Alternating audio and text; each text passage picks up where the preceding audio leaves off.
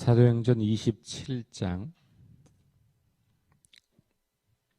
우리 한 절씩 교독합니다. 우리 1절부터 마지막 44절까지입니다. 한 절씩 교독합니다.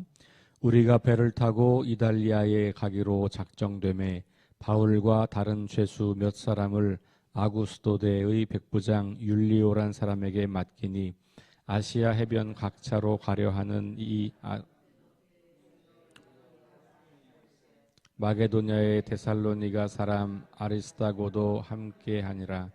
이튿날 시온에 대니 율리오가 바울을 친절히 대하여 친구들에게 가서 대접받기를 허락하더니 또 거기서 우리가 떠나가다가 맞바람을 피하여 구보로 해안을 의지하고 항해하여 길리기아와 밤빌리아 바다를 건너 루기아의 무라시에 이르러 거기서 백부장이 이달리아로 가려 하는 안드레아 배를 만나 우리를 오르게 하니 배가 더디가 여러 날 만에 간신히 나도 맞은편에 이르러 풍세가 더 허락하지 아니하므로 살몬의 앞을 지나 그레데 해안을 바람막이로 항해하여 간신히 그 연안을 지나 미항이라는 곳에 이르니 라세아시에서 가깝더라.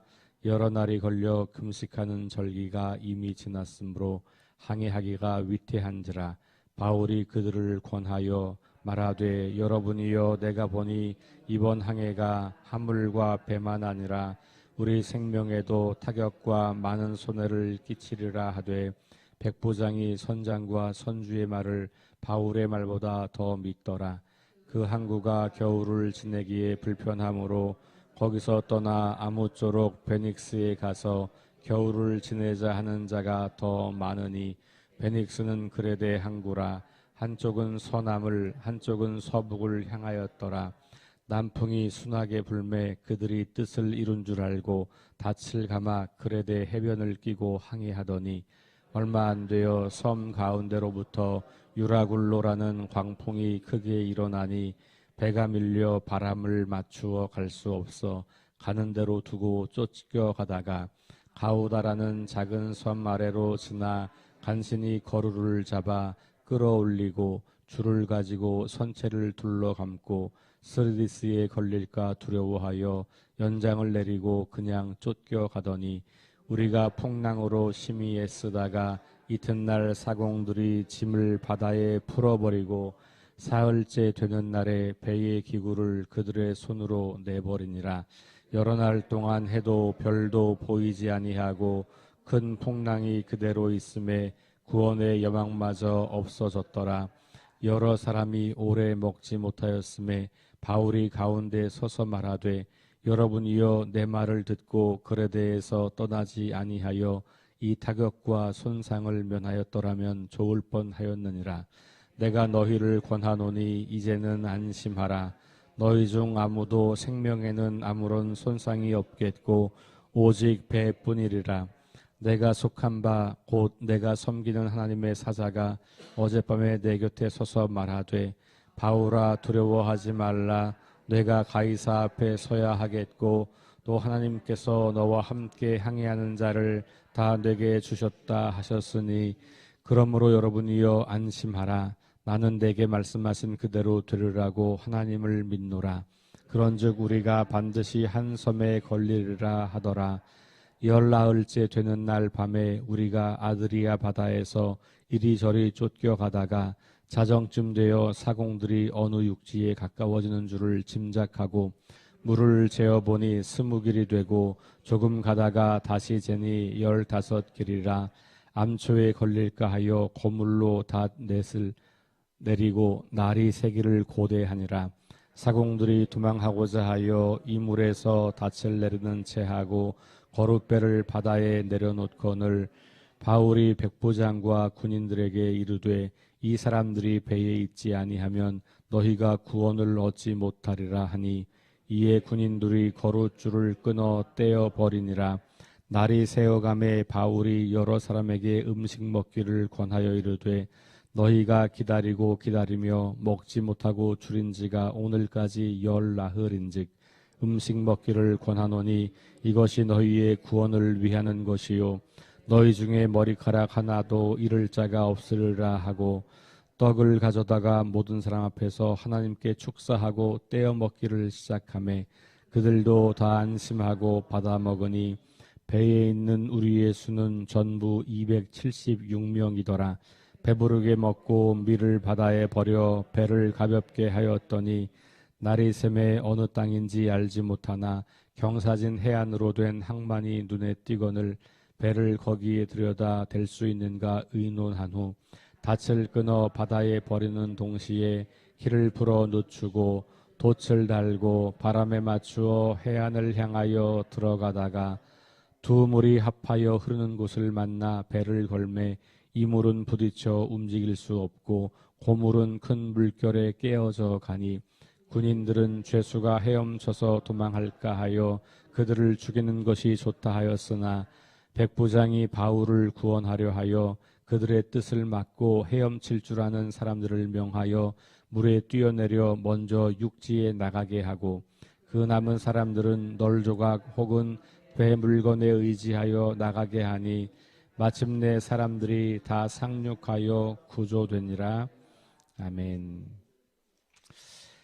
네, 바울이 이제 로마로 압송되는 그런 이제 장면에 큰 풍랑을 만나는 그런 이야기를 기록하고 있습니다. 여러 지명이 나오기 때문에 이게 뭐 도무지 어딘지 잘 감이 안 오실 건데 여러분들이 사도행전 같은 책을 읽을 때는 옆에 지도를 놓고 같이 보셔야 이해가 되실 거예요. 그래서 성경책에도 지도가 나와 있는 성경책이 있고 혹시 지도가 없다면 인터넷에 여러분들이 검색하시면 바울의 선교 여행 그러면 1차, 2차, 3차 로마행 다 나옵니다. 지도 한 장에 그 4개가 다 노선이 표시되어 있는 것도 많이 있고 하니까 요즘 같은 시대에는 스마트폰과 인터넷을 잘 활용하시면 성경을 읽고 공부하는 데 도움이 많이 되죠. 모르는 단어도 그냥 네이버나 구글에 물어보시면 돼요. 다 나옵니다. 그림도 나오고. 그래서 그렇게 해서 여러분들 성경을 읽으셔야지 그냥 진도 빼듯이 눈으로만 계속 읽어 나가시면 도무지 이해가 안 되는 부분들이 많아요. 그러니까 성경은 그냥 읽는 책이 아니다. 이해를 위한 책이다라는 걸 기억하시고 이해가 안 되면 천천히 찾아가면서 그렇게 읽으셔야 할 것을 좀 말씀을 드려요. 새벽 예배 시간에 이런 지도를 보면서 하기는 매우 어렵기 때문에 제가 좀 그런 말씀을 좀 드립니다. 오늘 앞부분은 뭐 여러 섬들을 경유하고 뭐 이렇게 지명을 경유하는 것들 이라서 그냥 좀 넘어가겠습니다. 그리고 9절 이하로 내려가면 여러 날이 걸려 금식하는 절기가 이미 지났으므로 항해하기가 위태한지라 라고 하는 말이 또 등장하면서 바울이 그들을 권면하는 장면이 나와요.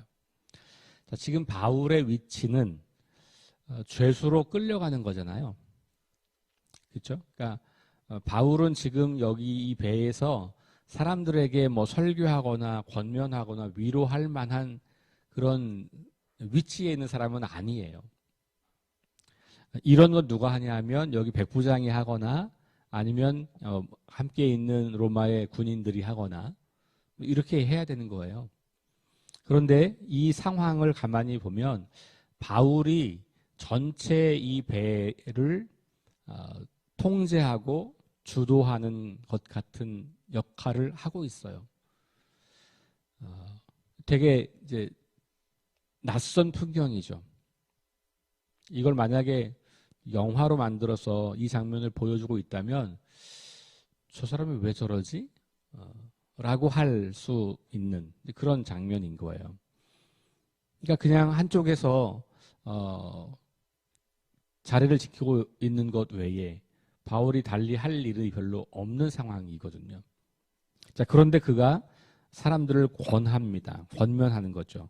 10절에 여러분이여 내가 보니 이번 항해가 화물과 배만 아니라 우리 생명에도 타격과 많은 손해를 끼치리라. 그러니까 우리 항해가 매우 위태롭다 하는 것을 바울이 사람들에게 이야기해요. 선주나 아니면 배를 움직이는 사람이나 아니면 이 상황 전체를 주도하고 있는 어떤 백부장이나 이런 사람들이 해야 할 말을 하는 거죠. 그러니까 당연히 11절에 보면 백부장이 선주와 선장의 말을 더 듣는 거죠. 바울이 배의 전문가가 아니고 항해의 전문가가 아니잖아요.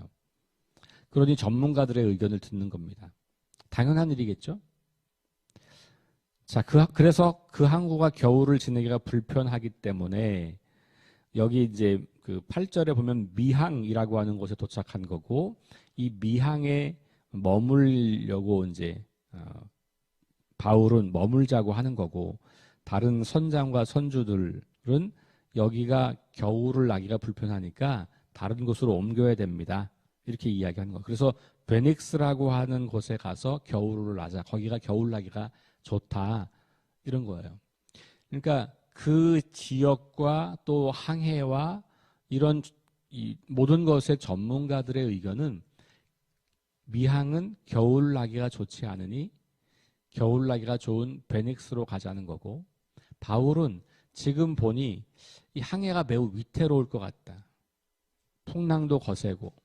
그러니 지금 우리가 움직이는 것보다는 잠시 이 미항에서 좀 머무는 게 낫겠다. 그렇게 의견이 갈린 거고, 당연히 백부장은 선장과 선주의 말을 듣고 베닉스로 이동하는 겁니다. 자, 그렇게 해서 이동하는 중에 13절에 남풍이 순하게 불매 그들이 뜻을 이룬 줄 알고 닻을 감아 그레데 해변을 끼고 항해하더니. 그러니까 초기에는 이게 괜찮은 거예요. 그런데 이제 조금 지나서 14절 이하로 넘어가면 유라굴로라는 광풍이 크게 일었다. 유라굴로는 그 광풍의 이름이에요. 그러니까 우리도 요즘에 태풍은 다 이름을 붙이잖아요. 그런 것처럼 이 시대에도 이름이 있었던 거예요. 그러니까 유라굴로라는 광풍이, 그 태풍이 이제 분 겁니다. 그래서 배가 표류하기 시작하는 거예요. 16절에 간신히 거루를 잡아라고 했는데, 거루라고 하는 것은 일종의 구조선, 그러니까 큰 배에 있는 작은 구조선이라고 보시면 돼요. 보통 이것이 이제 아주 큰 배들은 옆쪽에 여러 채가 이제 걸려 있기도 하고, 그렇게 크지 않은 배들은 뭐 뒷편이나 앞편이나 한쪽에 뭐 걸어 놓는 거죠. 줄로 묶어서. 그것이 이제 막 움직이면서 배를 막 치는 현상이 이제 있는 거예요. 바람이 심하게 부니까. 그리고 배도 막 움직이고 하니까. 스르디아라는 단어가 17절에 나와요. 이 스르디아는 일종의 해안가에 생긴 모래톱 같이 생긴 그 제방 같은 거예요. 그러니까 바다에서 육지에서 멀지 않은 곳에 바다에 이런 것들이 그러니까 이게 생겼지만 이게 물 속에 있는 것이죠. 근데 이제 배가 지나가기엔 거기 걸릴 수밖에 없는 이런 것을 말하는 거고, 그런 것이 이제 그 지역에 있는 것이죠. 뭐 이런 하여튼 여러 가지 위태로운 상황들을 보여주고 있어요. 자, 19절 보니까 사흘째 되는 날에 배의 기구를 그들의 손으로 내버리니라. 이제는 배를 좀 가볍게 해야 될 필요가 있는 거고, 그래서 배에 있는 것들 다 버리기 시작합니다. 20절에 보니까 상황이 여러 날 동안 해도 별도 보이지 아니하고 큰 풍랑이 그대로 있음에 구원의 여망마저 없어졌더라. 요 상황이 지금 20절이 27장 전체의 상황을 한마디로 표현하고 있는 것이죠. 우리가 지금 바울 일행이 뒤에 보니까 인원이 나왔죠. 276명이라고 하는 사람이 탄 이 배가 작지 않은 배죠. 276명이 탔다는 것은 이 배가 풍랑에 휩싸여서 며칠 동안 해도 별도 보지 못한다. 이 말은 그냥 계속해서 비바람이 치고 있는 상황인 거예요. 굉장한 공포가 있지 않겠습니까? 해도 별도 보이지 않고 캄캄하고 비만 내리고 바람만 불고 배는 흔들리고 이리저리 배가 부서지는 것 같고 뭐 난리가 나겠죠. 사람들은 공포에 빠졌고 패닉에 빠지고 도망가려고 하겠고 뭐 별의별 일이 다 있는 거죠. 도망갈 데도 없고. 21절 보니까 여러 사람이 오랫동안 먹지도 못하였다. 자, 그럴 때 또 바울이 말합니다. 21절 보세요. 여러분이여 내 말을 듣고 그레데에서 떠나지 아니하여 이 타격과 손상을 면하였더라면 좋았을 뻔했습니다. 이렇게 부드럽게 말하지만 내 말을 왜 안 들었냐. 내 말을 들었어야지. 그 얘기하는 거죠. 자, 이쯤 되면 사람들이 바울의 말에 신뢰를 좀 갖기 시작하는 거겠죠. 저 사람이 아무것도 모르는 사람인 줄 알았더니 선견 지명이 있었네. 우리보다 저 사람의 말을 따르는 것이 더 좋았겠네. 백부장도 선장과 선주 배항의 전문가 말보다는 바울이 더 정확한 식견을 가지고 있었네라는 이제 신뢰를 갖기 시작하면서 그 뒷이야기는 이 바울의 이야기를 따라서 그 고난의 현장 속에서 바울이 사람들의 생명을 보호하고 지켜내고 이 267명, 276명의 무리들을 구원해내는 이야기예요. 이건 정말 그야말로 재난 속에서 한 사람의 리더십에 의해서 그 아수라장이 되는 상황이 질서가 잡히고 정리가 되고 사람들의 생명을 살려내는 이야기를 하고 있는 거죠. 자, 조금 더 보겠습니다. 22절, 내가 너희를 권하노니 이제는 안심하라. 안심할 상황이 아닌데 안심하라 라고 말합니다. 너희 중 아무도 생명에는 아무런 손상이 없겠고 오직 배뿐이더라. 그러니까 바울이 지금 안심하라고 하는 첫 번째 이유는 이렇게 큰 풍랑과 위기 가운데 있고 혼란하고 밥도 못 먹고 너무너무 고통스러운 것이지만 한 사람도 죽지 않았다. 지금 우리가 잃어버린 것은 그 배만 좀 손상되고 있다라는 거예요.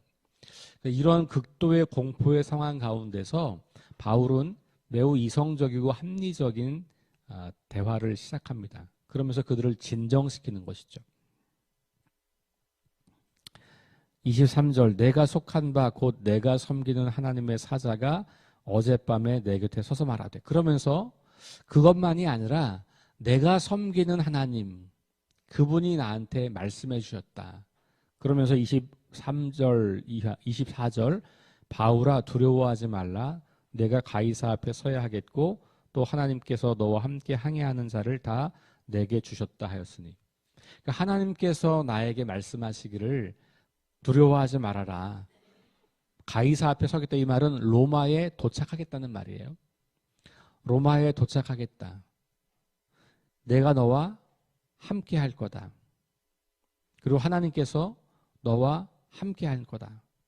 그리고 너와 함께하는 모든 사람들을 다 너에게 주셨다. 그 말은 너를 통해서 그들을 보호하겠다라고 하는 하나님의 약속의 말씀을 듣는 겁니다. 그래서 그 말씀에 의지하여 안심하라. 자, 상황은 안심할 수 없는 상황이에요. 눈으로 보이는 환경과 조건은 불안과 두려움과 공포가 끊임없이 몰려오는 상황이에요. 자기들의 힘으로는 아무것도 문제를 해결할 수 없는 상황이에요. 그래서 낙심하고 절망하고 주저앉아 있을 수밖에 없는 상황이에요. 도무지 무엇을 어떻게 해야 될지 모르는 그런 상황에 있는 거죠. 바울이 그런 상황에 있는 사람들에게 보이지 않는 하나님의 말씀을 의지하여 그들에게 권면하는 겁니다. 하나님께서 나에게 말씀하셨고 하나님께서 나에게 약속해 주셨는데 우리가 무사히 로마에 도착할 겁니다. 그러니 여러분, 눈에 보이는 이것들만 보고 두려워하지 말고 하나님께서 나를 통해서 말씀하신 그 말씀을 의지하여 담대하십시오. 안심하십시오. 하나님께서는 내게 말씀해 주신 그대로 이루어 주실 것을 내가 분명히 믿습니다. 라고 이야기를 하는 거예요. 그러면서 26절에 보니까 반드시 한 섬에 걸릴 거다. 이 말은 이 풍랑 속에서 이렇게 헤매다가 바다에 빠져 죽는 게 아니라 이 풍랑 가운데서 한 섬에 걸려서 우리가 거기서 생명을 구할 수 있을 거다라고 이야기를 하는 거죠. 그리고 이제 27절에 보면 그 뒷이야기가 나오는 거예요. 더 위기가 오고 배가 막 흔들리고 그런데 보니까 이제 육지에 좀 가까워진다는 것이 짐작되고 있고 그래서 이제 닻을 내리고 가려고 하는 그런 상황 가운데 있는데 그때의 사공들이 먼저 도망치려고 하는 상황이 발생해요. 29절, 30절. 사공들이 도망하고자 하여 이물에서 닻을 내리는 채 하고 거룻배를 바다에 내려놓고. 그러니까 어느 정도 육지에 좀 가까워지니까 구조선을 타고 도망가려고 하는 거예요. 그러면 이 사람들이 살 수도 있겠지만 오히려 작은 배를 타고 가면 더 위험할 수도 있는 거고. 그런 상황에서 바울이 또 개입합니다. 백부장과 군인들에게 이르되 이 사람들이 배에 있지 아니하면 너희가 구원을 얻지 못하리라. 이 사람들 나가면 우리가 다 죽을 수 있다. 이렇게 이야기하면서 이 상황을 통제합니다. 그래서 군인들이 거룻배줄을 끊어서 아예 그들을 버리고 사공들이 도망가지 못하도록 상황을 만든 거죠. 자, 지금 상황은 완전히 바울이 백부장이 된 거죠. 그죠? 이 전체의 혼란의 상황을 바울이 주도하면서 이끌고 가고 있는 것을 보게 돼요. 자, 그리고 33절에 가면 바울이 날이 새어가고 여러 사람들에게 음식 먹기를 권합니다. 이런 상황에서 음식 먹는 게 좀 쉽지가 않을 텐데 음식 먹기를 권하면서 이렇게 말해요. 너희가 기다리고 기다리며 먹지 못하고 줄인 지가 오늘까지 10나흘이다. 14일 동안 표류한 거예요. 이 풍랑 속에서 아무것도 못 먹고 이렇게 방황을 한 거죠. 그러니까 기력도 없고 바울이 보니 이 사람들이 굶어 죽게 생긴 거예요. 그래서 바울이 이제 음식 먹기를 권합니다. 그러면서 이것이 너희의 구원을 위하는 것이고 너희 중 머리카락 하나도 잃을 자가 없으리라.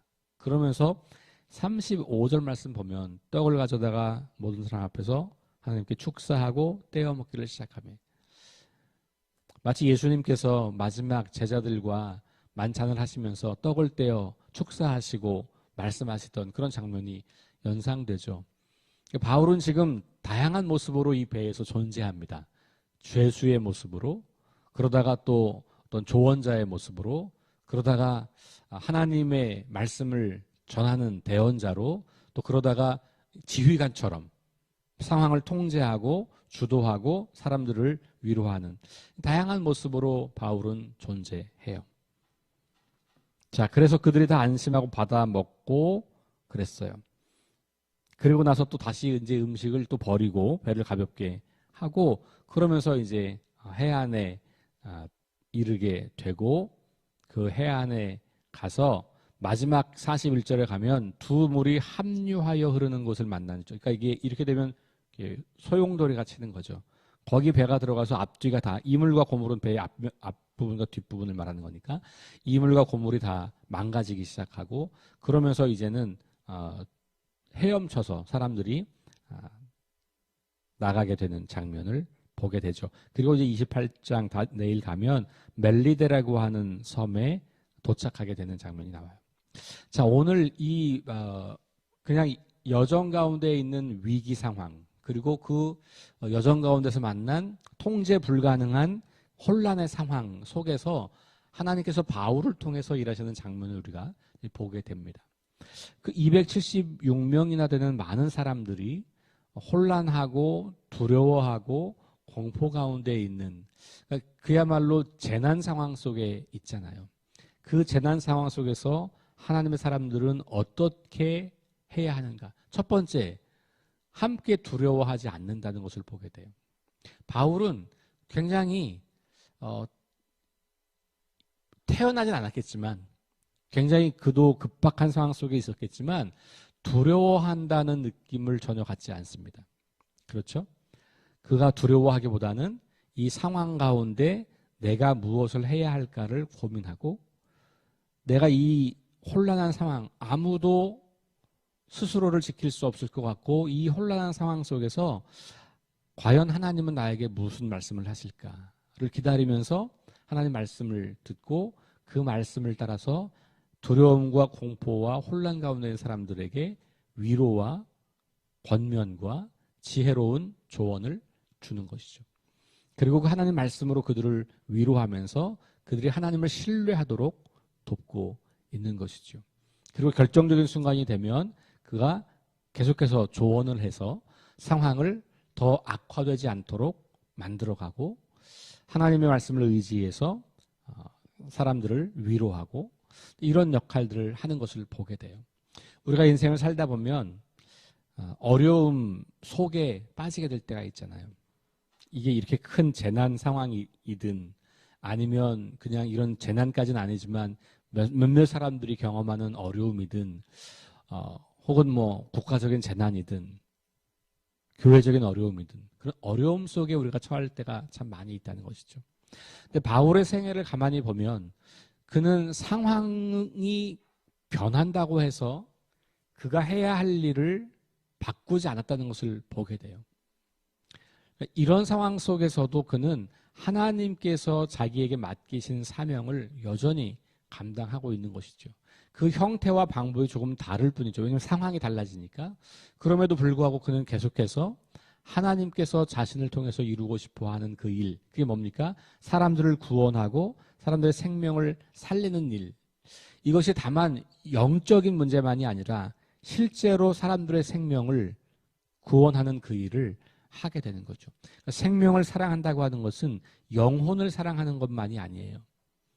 생명을 사랑하는 것은 그 사람들의 육신까지도 사랑하는 거고, 그렇다면 이와 같은 위기 가운데서 사람들의 생명을 구원하려고 하는 행동들은 굉장히 중요한 하나님의 사람들의 역할일 수 있다는 것을 바울을 통해서 보게 돼요. 두려워하지 않는 마음, 그리고 하나님을 신뢰하고 하나님의 일하심을 기대하는 그 믿음, 그걸 가지고 그는 자신의 몸을 추스리는 데 관심이 있는 게 아니고 다른 사람들의 생명을 살리고 구조하고 보호하는 데 더 많은 관심을 가지고 살았다는 것을 보게 되죠. 저는 27장의 이야기가 바울이 로마로까지 가는데 굉장한 어려움이 있었다는 것을 말해주고 있고, 그런데 그 어려움, 환경적 어려움 속에서도 바울은 로마에 가는 것 자체가 중요한 게 아니라 그 과정에서도 여전히 하나님의 사람으로 일하고 있다는 것. 죄수의 신분이고 풍랑을 만나 위태로운 상황이지만 여전히 하나님의 사람으로 자기의 삶의 모습을 유지하고 있다고 하는 것을 보여주고 있는 것이죠. 오늘 저와 여러분들이 살아가는 인생 가운데도 우리에게 주어진 삶의 모습들이 있을 거고 환경들이 있을 텐데, 그런 가운데서도 변치 않고 하나님을 신뢰하는 마음으로 두려워하지 말고 상황에 따라서 우리의 마음이 흔들리지 않고 하나님 안에서 담대하게 여러 사람들을 돕고 그들의 생명을 소중히 여기고 살려내고 구원해내고, 그런 가운데 하나님의 살아계심을 우리의 모습을 통해서 드러내 보이면서 하루를 살아가는 저와 여러분 될 수 있기를 주의 이름으로 축원합니다. 기도하겠습니다. 하나님 감사합니다. 바울의 위기 상황 가운데서 그가 살아가고 있는 모습을 보면서 오늘 우리 인생 가운데 펼쳐지는 여러 가지 상황 변화와 또 위기 가운데서 우리가 어떻게 살아야 할지를 보게 하시니 감사합니다. 상황에 주목하여 두려워하지 않고 상황을 통제하시는 하나님을 의지하고 바라보며 그 두려움 가운데 있는 사람들을 안심시키고 위로하는 역할을 감당하기를 원합니다. 눈에 보이는 것만 보면서 두려움과 불안과 공포에 떨고 있는 사람들을 보이지 않는 하나님의 안목으로 바라보며 그들을 위로하고 격려하고 일으켜 세워주는 우리의 사명을 잘 감당하는 하루로 살아갈 수 있도록 인도해 주옵소서. 예수님 이름으로 기도합니다. 아멘. 기도 제목 가지고 함께 기도합니다. 부활의 능력과 소망을 품고 하나님 나라를 증언하게 하시고 살아내게 하소서. 하나님 말씀이 기준이 되게 하소서. 질병과 연약함으로 고통당하는 사람들을 치유해 주소서. 전쟁과 자연재해와 가난과 억압으로 고통당하는 지구촌 이웃들에게 은혜를 베풀어 주소서. 우리 함께 합심해서 기도하고 개인 기도하고 돌아가겠습니다.